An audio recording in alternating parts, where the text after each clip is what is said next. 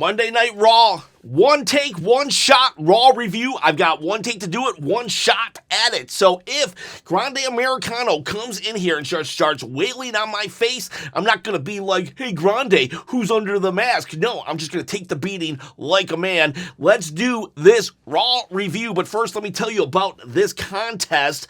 I'm going to give it away, this belt, at 20,000 subscribers. All you got to do is comment below, subscribe to the channel, and hit the bell notification, and you can win this. Free shipping, free everything, and if you wouldn't mind a thumbs up, please give a thumbs up. He would really like that thumbs up. I would really like that thumbs up. So give a thumbs up. All right. So I'm gonna be full disclosure here.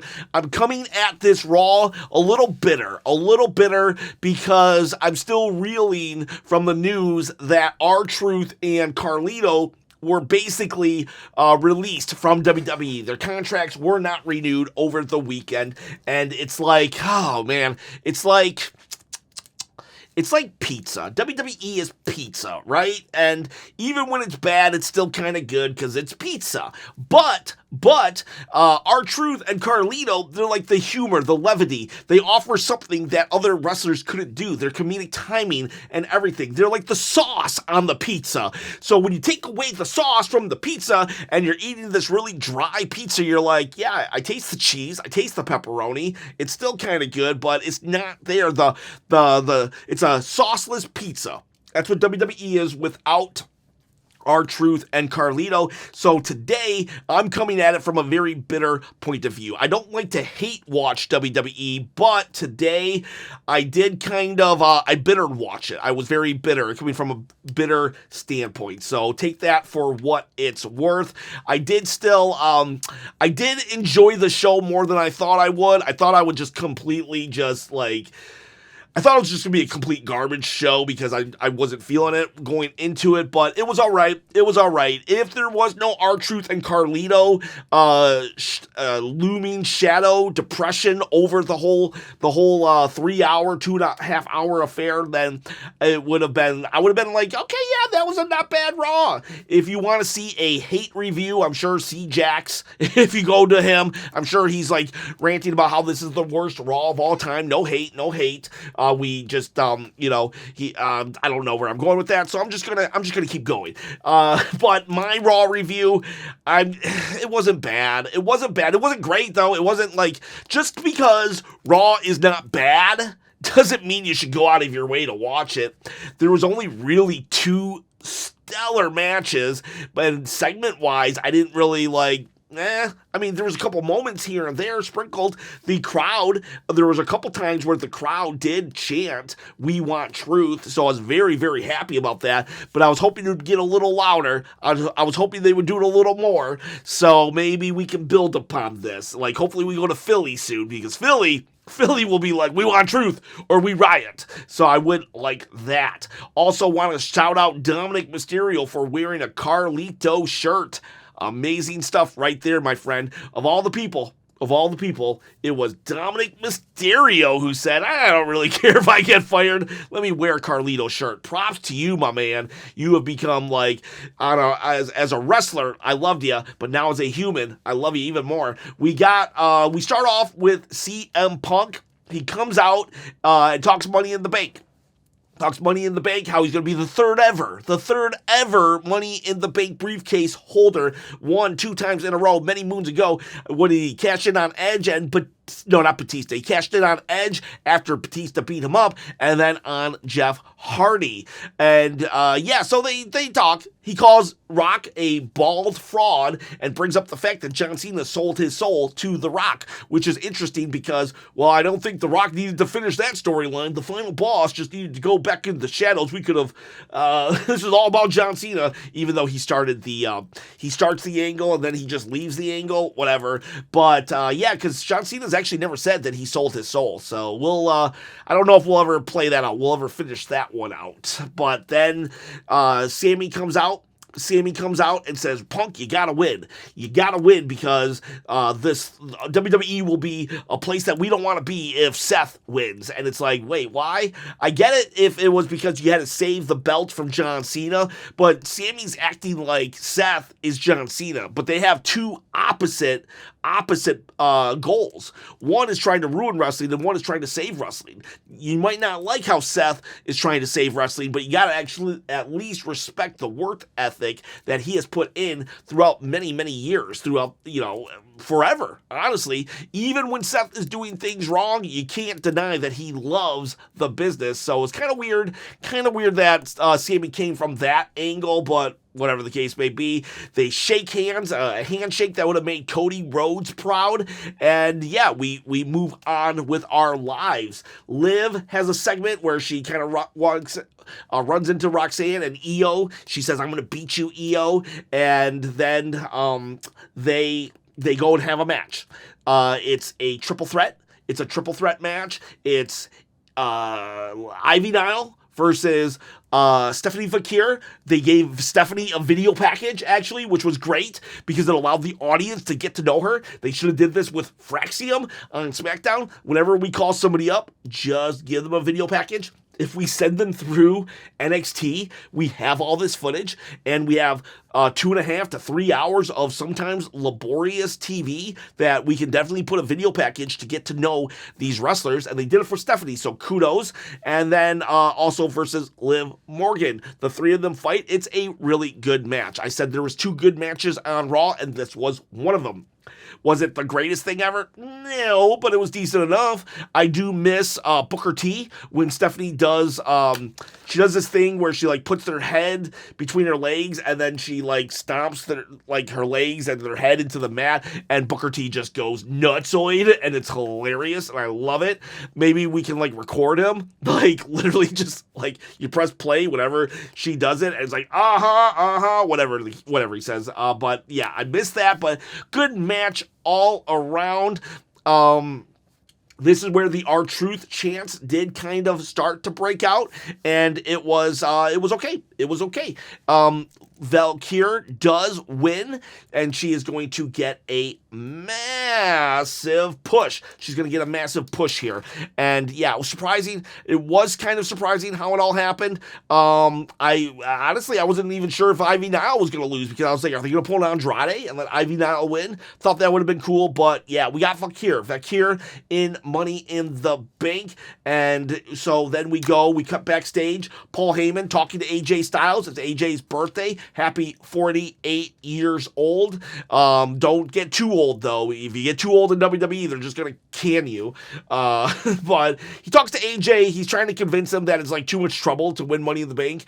Kind of a weird angle that they try to play here. Oh, you have to have a referee all the time on you. It wasn't Paul Heyman's best work, but whatever. Paul Heyman's Paul Heyman. And AJ Styles says, nope, don't, whatever, I'm out, peace out. During commercial break, Chad Gable cut a promo on Vikingo, so because they fight at Triple A's Worlds Collide event on Saturday before Money in the Bank. I don't have international Netflix, so I actually didn't see this, so I can't really comment too much on it. I got a viewer, Donatello Leonardo. He actually does my the outline, not a script, an outline for these. So when he said that, I'm like, okay, that's most of what happened. I don't remember it happening, so that happened during the break. Then we come back, and Rusev cuts a promo on Sheamus, and they actually did a callback, a little picture of the League of Nations, which, another fun fact, all 4 League of Nations members are actually employed by WWE right now. Wade Barrett is on commentary. Sheamus and Rusev are now active wrestlers, and Alberto Del Rio wrestles as something like Patron, Del Patron in Triple A. He just actually lost their title to Vikingo, who Chad Gable is about to fight. So technically, even though Del Rio is in Triple A, the Mexican promotion, he is employed by TKO. Therefore, you could do a reunion of League of Nations. I don't recommend that. There's a lot of baggage that comes with Del Rio. So I think he should just stay off WWE TV.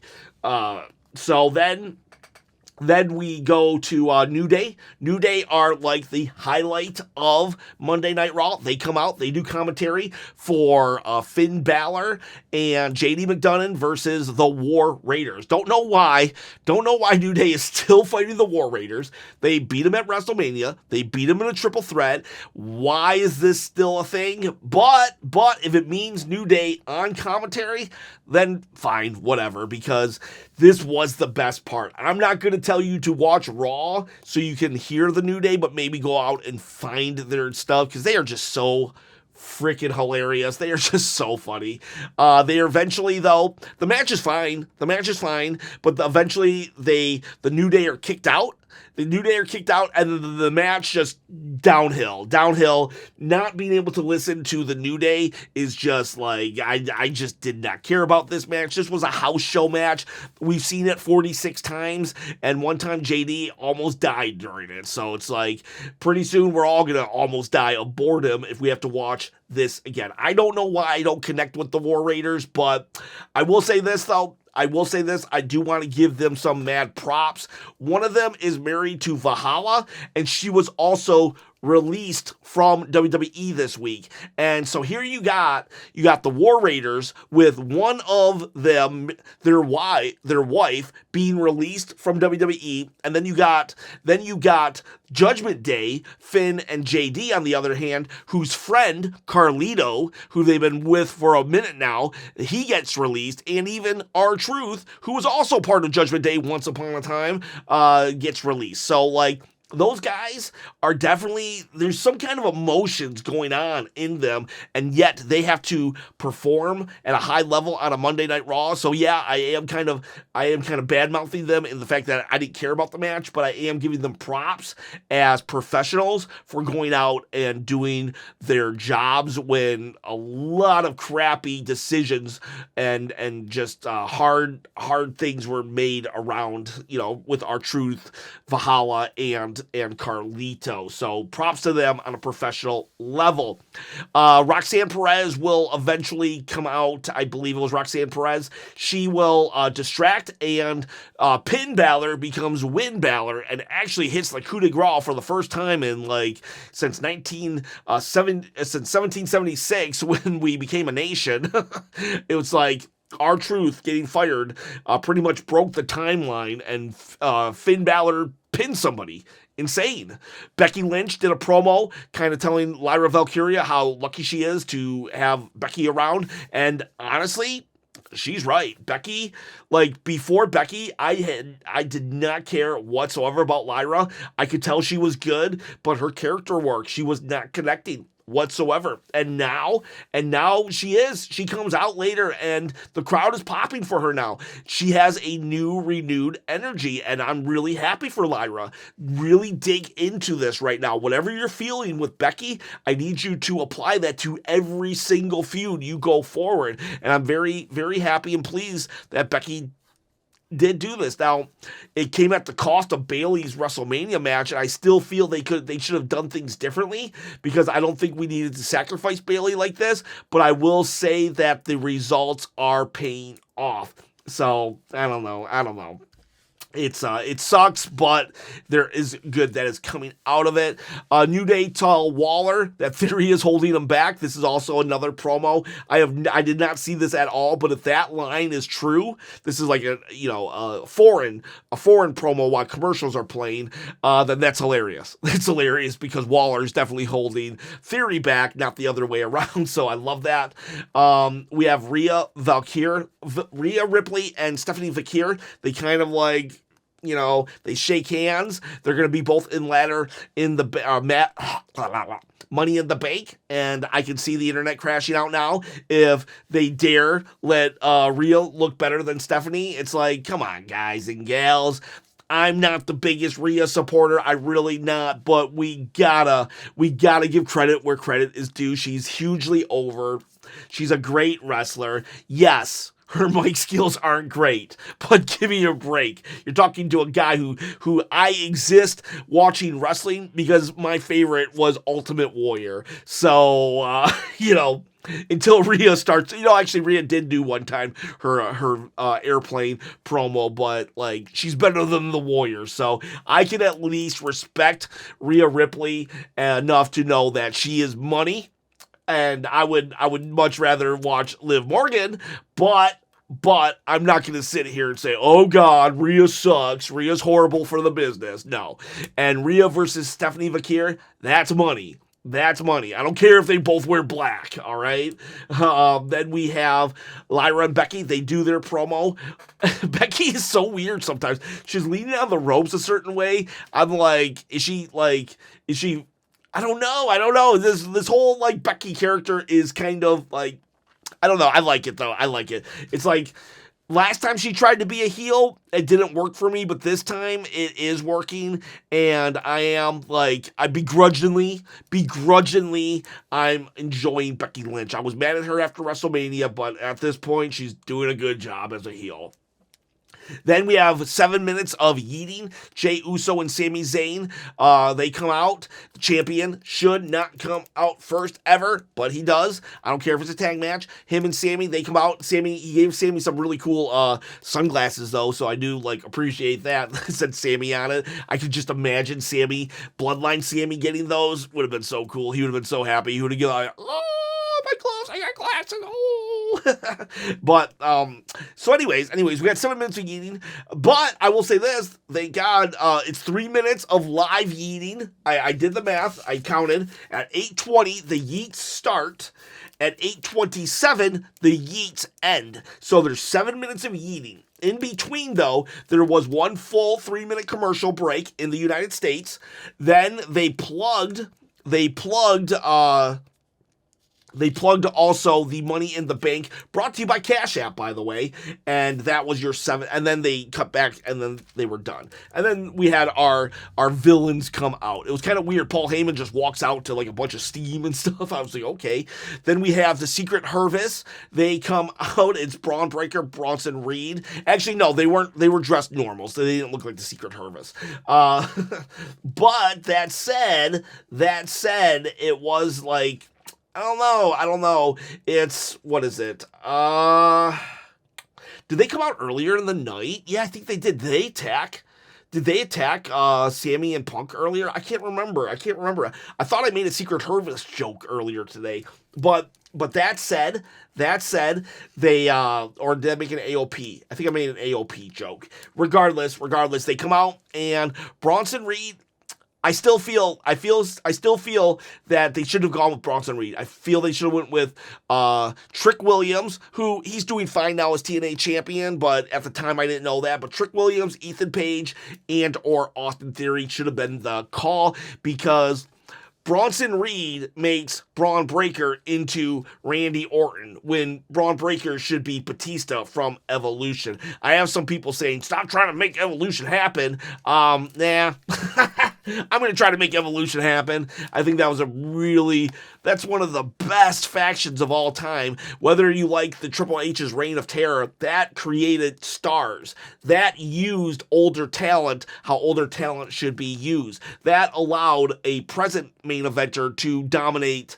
It was why wouldn't we repeat? Why wouldn't we repeat Evolution? Like, copy-paste that. Triple H is so copy-paste everything. Copy-paste something that actually worked amazingly. We got Batista and Randy Orton as, like, holy crap, that's an elite group. We should be doing that here. Instead, having Bronson Reed and Braun Breaker makes both look not as intimidating and make them into muscle instead of the future. Anyways, we have a matchup, Jey Uso and Sammy versus Braun and Bronson, and surprising, Jey got a lot of offense in on Braun. I get it, he's the champion, but it's like, are we trying to make this feud over or not? Then we have a DQ finish out of nowhere. CM Punk comes and curb stomps Jey Uso, and it's like, okay, all right. And then they beat him up. And that's it. Very much an NWO finish. We can't have singles guys fight each other, so we put them in a tag match, and then the group beats up the beats up the good guys at the end. So we have an NWO-esque finish for all you old timers out there. It's basically a non-finish where the bad guys stand tall because of gang warfare. Kairi Sane wins her second match in 5 years because Io comes out for kind of a save, and Raquel Rodriguez loses, and Liv Morgan is like, oh, I will say we gotta back it up. We gotta back it up because at some point we had a treehouse segment with the Judgment Day, and this is where Dom is wearing the Carlito shirt, but it starts off with Liv and Finn Balor talking, and it's like, I won my match, you didn't win your match, and Liv is just mad. Liv is just getting mad. She's like, are we okay? Tell you what, you babysit Roxanne, me and Raquel will go win this match, which I already told you they don't. And yeah, it was all right. Just like, no PlayStation in the background because no Carlito, that was his thing. It just sucks. I get it. Like, I wasn't like rooting for Carlito to be champion, and even if Carlito had a shot at championship, I would have been like, no, that's bad. Don't do that. But at the same time, like, Carlito added so much to subtly. I don't think he was hurting the bottom dollar that much. Kudos to you, Dom, for wearing the It's Not Cool shirt. So anyways, back to what's next. Julia had a video package. Roxanne, Roxanne does an interview. We rehash the whole Judgment Day situation. Again, all that stuff elsewhere. We show a video package of Gunther and John and Jey Uso from WrestleMania. They wanted to they were like, ooh, Ken's not hating Raw enough. Let's re-show him Gunther tapping out in 2 seconds in 4K, because it's like that was still a stupid decision. But Gunther comes, says he's not focused, says Jay's not focused. Jay literally just sits there the whole time for like 2 or 3 minutes of Gunther saying, you're wearing yourself out. You help your friends too much. You're not thinking like a champion. And then Jay has the rebuttal of 3 letters, 1 word, tap. And Gunther's just like, all right, see you next week. They're gonna fight next week. Hopefully they fight every week for the next year, because it seems like this is the never-ending feud. Let's just have Jey Uso versus Gunther like forever. Oh, end the feud. Some feuds you want. Drew McIntyre, CM Punk, I could have watched that.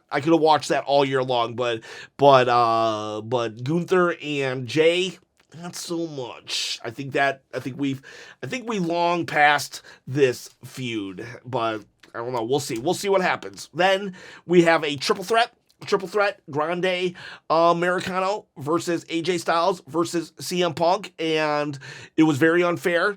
Of all the contestants, only Grande Americano was searched. Not cool. I'm not gonna make some claims here, but I think we need to watch ourselves, and everybody must be treated equally. If you're going to search Grande, then you gotta search Punk and you gotta search AJ. All right, so great match. This was definitely a good match. If you want to check it out, I'd probably recommend this match over the earlier one, but both were decent. Both were great. Both were good. And Grande wins. At some point, the Brons, they come out and they attack CM Punk, and then Seth will come out, and so will Jay and Sammy. But let's just finish this. We have Grande Americano. He gets the pin, and Michael Cole is so like ridiculous. Like, oh look, Chad Gable does the ankle lock, so that must be Chad Gable. Yeah, so did freaking Kurt Angle. Kurt Angle did the ankle lock way more. So did Ken Shamrock. So let's just say Ken Shamrock is Grande Americano. So whatever, Michael Cole, keep wearing your sleeveless shirt.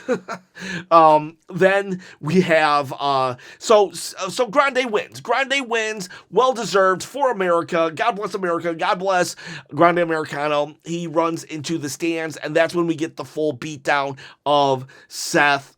No, not Seth. When Seth and the Brons, they give a full beatdown of of Punk, of Sammy, and of Jay, fulfilling the prophecy that Gunther laid out, saying, "Hey, you help your friends too much, dude. It's wearing you down." And then Jay actually takes a tsunami and then another tsunami. I feel they should have done more tsunamis, because it's like last year they already demonstrated that Bronson Reed has no problem delivering 6 tsunamis, so you almost got to kind of match that energy, but they didn't. I understand, though, because then it would be like, oh, how's Jay at Money in the Bank? Like, it took Seth out for 3 months, and it took Jay out for 2 days. Like, I can't believe it. They're burying the tsunami. But, so they didn't. And that's how we end it.